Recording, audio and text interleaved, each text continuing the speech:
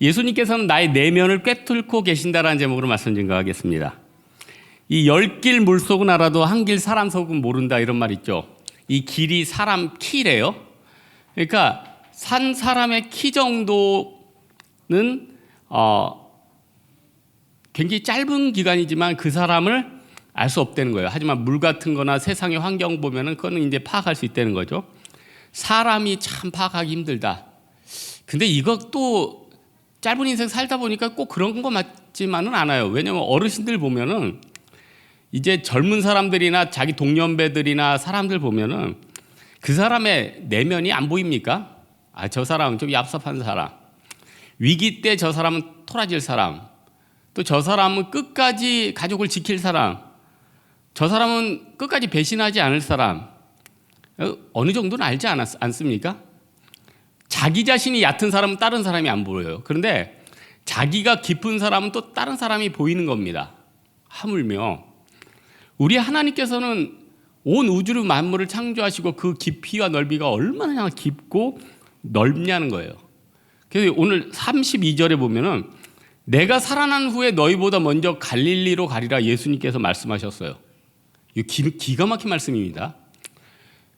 예수님을 부인하고 또 십자가에 못 박힌 다음에는 제자들이 다 이제 생업, 이제 나 갈릴리에 가서 물고기나 잡아야겠다고 다 도망갈 줄을 예수님이 예측을 한 거예요. 그때 예수님이 부활했다. 그러면 또 갈릴리 갔다가 또 예수님 만나러 또 예루살렘으로 오려면 시간 걸리잖아요. 그러니까 예수님이 부활한 다음에 40일밖에 시간이 없으니까 미리 가서 만나 주신 거예요. 야, 기가 막히지 않아요? 여러분, 예수님이 여러분 부도 날 거, 여러분 뭐 감옥 갈 거, 여러분 인생 어려울 거 다 알고 있어요. 근데요, 중요한 게 뭔지 아세요? 미리 가서 준비하고 계세요.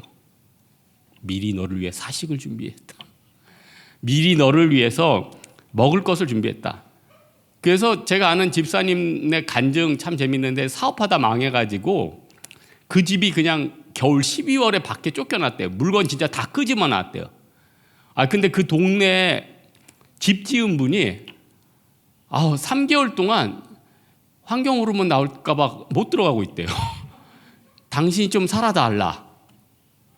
아니, 그런 거 환경 호르몬 따질 계제가 아니잖아요, 겨울에. 그래서 그 거의 30평 되는 빌라에서 편안하게 겨울을 내고 사업, 그 와이프분이 사업 재기해가지고 잘 먹고 잘 살아가더라고요. 그럼 여러분, 하나님께서 여러분 우리 인생을 얼마나 돌아보냐는 거예요. 여러분, 세상의 위험을 내가 다 커버하려면 그 위험 요소가 얼마나 많아요. 돈 좀 준비됐어요? 건강 쳐버리면 끝나는 거 아니에요? 관계 쳐버리면 끝나는 거 아니에요? 그 리스크를 어떻게 우리가 다 감당해요? 그냥 내게 주신 것만큼 감사하고 하나님 바라보면서 묵묵히가면 마음의 평강이 있죠. 먹을 거 주시죠. 다 되는 거 아니에요. 우리는 사실 쓸데없는 걱정하면서 이 인생을 살아가고 있어요. 엄청난 오지도 않을 두려움 가지고 두려워하고 있어요. 평안할 수 있는데, 행복할 수 있는데, 다 충분히 평강과 행복을 주셨는데 우리는 어떻게 돼요? 다 불안과 공포 속에 부들부들 떨고 있다는 거예요. 여러분, 우리 예수님께서는요, 우리의 미래도 아시고요, 또 중요한 건 우리의 내면을 다 알고 계세요. 예? 저는 우리 성도들을 하나님께서 내면을 아시기 때문에 얘는 자기 자신은 지금 잘 살아가고 있다, 평안하다고 하는데 얘는 죽음 직전이구나. 그런 사람 많을걸요? 평안하다 아니에요. 살았으나 죽은 자로다. 요한계시록 3장 1절에 있죠. 4대 교회의 사자에게 편지한다.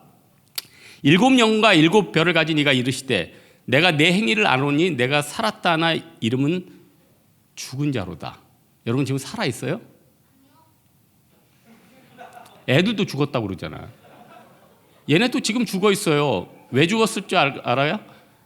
초등학교 때 열등감과 고민 없을 것 같죠? 나 이 초등학교 때 우리 어머니랑 아버님이 항상 그래요.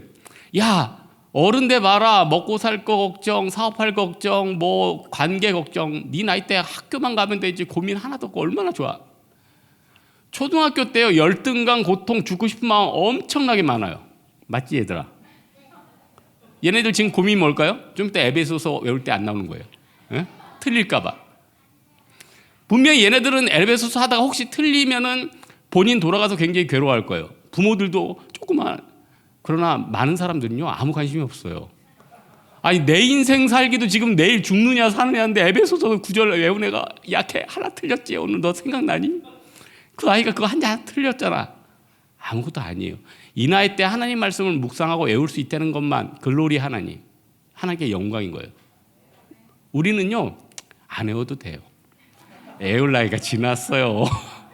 에베소서 1장을 외우다 보면요, 예수님의 재림이 가까웁니다. 우리는요, 열심히 읽어주면 돼요. 그냥 얘네들을 보면서 대리만족을 하면 되는 겁니다. 우리 예수님께서는 베드로에게 세 번 나를 네가 부인할 거라고 얘기를 해요. 그런데 베드로는 나름대로 순수한 마음으로 나는 예수님을 부인 안 한다고 확신했겠죠. 그러니까 그런 얘기 할 줄, 다 버릴 줄도 난 안 버리겠습니다, 이런 얘기 하는 거 아니에요? 근데 예수님은 아셨죠. 내면의 기쁨. 네가 마음속에는 날 배신 안 해도 상황이 닥치면은 날 배신할 거야. 그러니까 여러분 가만히 예배 드리고 있는데 막 예배 드린다 와가지고 사람들 잡아간다고 쳐봐요. 나는 이 예배의 자리를 지키겠다. 근데 갑자기 그 자리 지킬 사람 많지 않을 수도 있어요. 여러분 보통 때는 예수님 사랑해요. 위기가 닥치고 요게 딱 걸려요. 내가 신앙생활 잘하는데 이 돈에 굉장한 데미지를 입는다. 손절할 사람 많을 거예요. 말세에 돈 사랑하고 음란하게, 여러분 음란하게 위하는 것들이 너무 많아요. 누구 욕할 수 없어요. 우리 인간의 마음은요, 음란하게 좋아하는 것들이 많아요. 하나님보다. 그 음란한 것들이 나쁜 건 줄 아세요? 좋은 인간관계, 인매, 물질, 저축, 세상 보기에 참 좋고 건전한 것들이에요.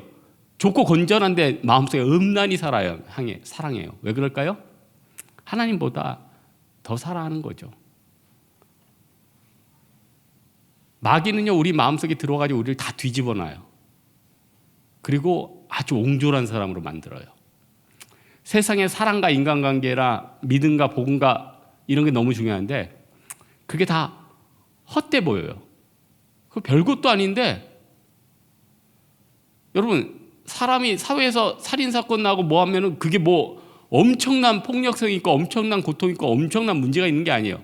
그냥 그 순간 욱하는 마음에 찌르는 거예요. 그 순간 참지 못하는 마음에 막 자기 물건 던지는 거예요. 자기 물질 막 도박에 다 투입하는 거예요. 그 사람이 나쁜 거 아니에요. 마귀의 역사예요. 여러분 예수님의 12제자 보면은 왜 가룟 유다는 그렇게 안 좋은 역할을 감당했을까? 너무 안타깝지 않아요? 근데 잘 보세요. 예수님 사역이 실패한 겁니까? 왜 3년이나 데리고 다녔는데 유다가 변화 못 됐을까? 그게 아니에요. 본문 보니까 다 부인했대요. 이 11명 제자도 다 똑같아요. 다 배신한 자들이고 무정한 자들이고 돈 좋아하는 자들이에요. 야고보, 요한 보세요. 빅3 제자 중에 2명이었는데 세상 권세 잡겠다고 지들 막 싸우고 있잖아요. 원래 다들 무정한 자요, 배신하는 자요, 돈 더 좋아하는 자고 예수님보다 세상을 더 사랑하는 자들이었어요. 예수님께서 세상의 권세를 잡으면 자기도 같이 그걸 누리려는 자들이었어요. 그러나 어떻게 됐어요? 예수님 앞에 있으면서 11명이 다 변화된 거예요. 가룟 유다는요, 원상태로 그대로 있었던 거예요. 특이하지 않아요. 원래 우리의 마음이에요. 죄 가운데 빠져있는 우리의 마음이에요. 무정한 마음이에요. 사형수의 마음이에요. 근데 변화되니까 어떻게 돼요? 놀랍게 변화되잖아요. 그래서 여러분 사형수 중에 육군 사형수 중에 유명한 사형수가 하나 있어요. 고재봉이라고. 이 사람은 하여튼 억울한 일을 당했는데 욱해가지고 도끼로 사람을 죽였어. 그래서 사형을 엄도받았어요. 그 가운데 옛날에는 성경을 파는 직업이 있었대요. 이게 판서인지 하여튼 그런 직업이 있었는데 그분한테 전도를 당한 거예요. 그때부터 이 사람이 변화돼서 육군 교도소에서 2,000명 중에 1,800명을 영접시켰어요. 대단하죠. 그리고 같은 방에 있던 사람, 그 사람은 얼마나 무서웠을까. 그분이 이분한테 전도받고 변화가 된 거예요. 그래서 그분도 성령의 역사로 사형수에서 무기수 막 바뀌고 성경을 70독을 하니까 15년이 깎이더래요. 100독을 하는 순간 풀려났어요. 그분이 나와서 어떤 교회 장로님이 되고 열심히 복음 증거하다가 돌아가셨어요. 누구의 역사입니까? 성령의 역사예요. 우리는 예수님을 만나고 내가 십자가 앞에서 자아가 깨지기 전에 다 무익한 자요, 살인자요, 범죄자요, 음란히 세상을 위하는 자예요. 그러나 예수님 앞에 깨어지면은 우리는 엄청나게 변화되는 거예요. 그래서 제가 금주에 내가 주를 처음 만났을 때 그 찬양 듣는데 너무 감동이 되는 거예요. 내가 처음 주를 만났을 때 외롭고도 쓸쓸한 모습, 말없이 홀로 걸어가신 길 영광을 다 버린 나그네, 정녕 그분이 내 형제 구원했나, 나의 영혼도 구원하려나, 의심 많은 도마처럼 물었네, 내가 주를 처음 만난 날. 2절 3절 들을수록 은혜. 돌아가면서 들으세요. 너무 은혜. 내가 죄인 개수였구나. 하나님 앞에서 아무것도 감출 수 있는 것도 없고 감출 것도 없어요. 감출 필요도 없어요. 우리는 깨어서 하나님 앞에 어떻게 돼요? 내 내면을 꿰뚫는 십자가 앞에 나와야 되는 거예요. 음란이 주인 것들 다 던져버려야 돼요. 그래야지. 언제까지 버티겠습니까, 우리가? 언제까지 버티겠어요? 세상에 붙드는 거 살아야겠기에 그걸 붙드는데 붙들다 목마르고 힘들고 어렵잖아요. 애땀 모르겠다 손 들고 두 손 들고 십자가 앞에 나오는 거 아니에요? 여러분, 우리 감정은 아무것도 아니죠. 베드로 감정 아무것도 아니에요. 그래서 예수님이 나중에 나타나셔서 부활하신 다음에 3번 내 양을 먹이라. 베드로를 정죄하는 게 아니에요. 이제 성령의 능력 의지하라는 거죠. 인간이 믿음을 지킨다는 게 얼마나 힘든 일입니까? 우리는 못하되 성령은 가능하세요. 하나님은 가능하세요. 여러분이 평생 이렇게 교회 안 떠나고 이 십자가 앞에 나올 수 있는 거 여러분의 능력과 의지로는 안 됐어요. 성령이 끝까지 잡아서 이 자리에 앉혀준 거예요. 그래서 전도서 7장 28절에 보니까 내 마음이 계속 찾아보았으나 아직도 찾지 못한 것이 이것이라. 1000사람 가운데 한 사람을 내가 찾았으나. 여러분이 하나님이 찾던 그 1000사람 중에 한 명이라는 거예요. 너무 복되죠. 너무 감사하죠.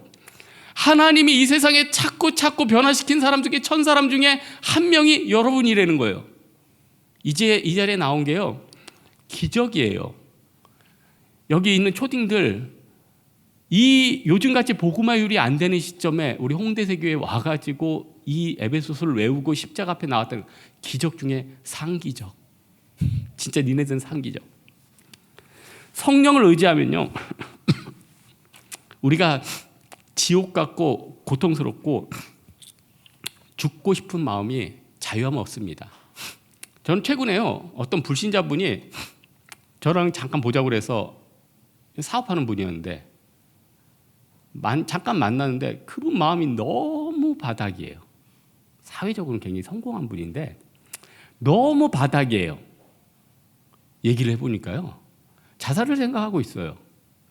얘기해보니까요, 그 많은 물질과 뒤편에 너무나도 깔려있는 어둠이 너무 깊어요. 인간이 감당할 수 없겠더라고요. 당장 그 가족에게 얘기하고 싶어요. 이분 굉장히 지금 위험한 상태다. 여러분도 위험해요, 지금. 여러분 내적 상태도 위험해요. 병들었으나 병든지도 모르고 지금 지내가고 있다고요. 외골수로 가고 있다고요. 죽고 있다고요. 여러분 영적인 암에 걸렸는데 지금 평안하다, 괜찮다, 이 정도면 살 수 있다, 이렇게 얘기하고 있어요. 살았다 하나 죽은 자예요. 사대교회에게 말씀하신 예수님의 말씀이 우리 영적인 마음 가운데 지금 울려 퍼지고 있다고요. 우리가 이 세상의 리스크 다 커버하려면 끝도 없잖아요. 어떻게 살아가야 될까요? 세상에 재미없는 것만 추구하고 사세요. 그게 우리가 살 길 같아요. 사막길로만 가세요. 선교만 생각하세요. 기도만 생각하세요. 찬양만 부르세요. 세상의 재미를 끊어버리세요. 그럼 너무 재미없지 않을까요? 그게 사는 길이에요. 세상 별로 재미없잖아요, 여러분. 세상 재밌습니까? 유튜브도 한두 번이고 여행도 한두 번이고 세상에서 다 놀고 놀아본 분이 그러더라고요. 한 5, 60대에 세상에서 높은 지위 있고 돈 좀 있어 보니까 놀 거 다 놀아봤대. 좋은 데 가보고 남녀랑도 놀아보기도 하고 이것저것 좋은 물건도 사보고 너무너무 갈급하대요. 너무너무 재미없대요. 어떤 낙으로 사십니까? 저녁에 넷플릭스 보면서 맥주 한잔 하면서 잠드는 거예요. 그래서 잠 안 오면 3시, 4시까지 뒤척이는 거예요. 이게 세상에서 완전 자수성가 끝낸 사람들의 모습이에요.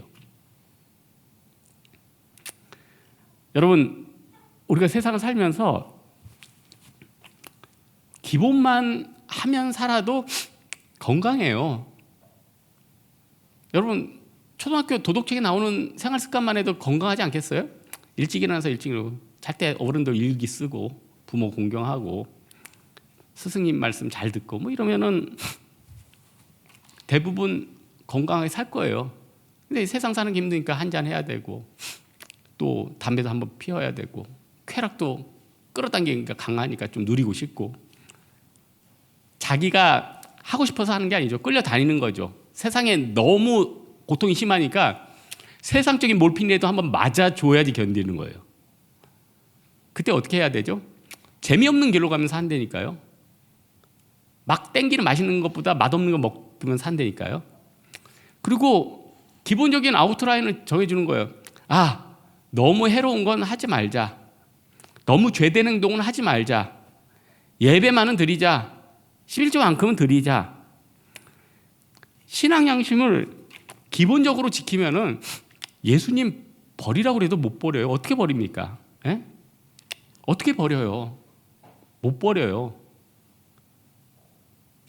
순간적으로 버리는 거 아닙니다. 순간적으로 순교하는 거 아니에요. 그냥요, 신앙 양심 지키고 가다가 쭉 보면은 어느 날 내 믿음이 우뚝 서서 순교자가 돼 있는 거예요. 그냥 세상에 똑같이 주일날 예배만 드리고 딱 똑같이 세상 사람들하고 섞여서 살다 보면은 똑같이 배신자 돼 있는 거예요.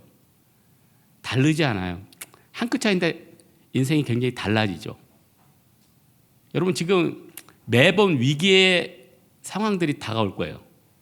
관계의 위기, 물질의 위기, 부모님의 병환, 또 주변 사람들과의 갈등, 그런 거 다 해결됐으면 좋겠죠. 머리가 지근지근 아프죠. 근데 그 과정을 어떻게 처리하느냐가 여러분 신앙이에요.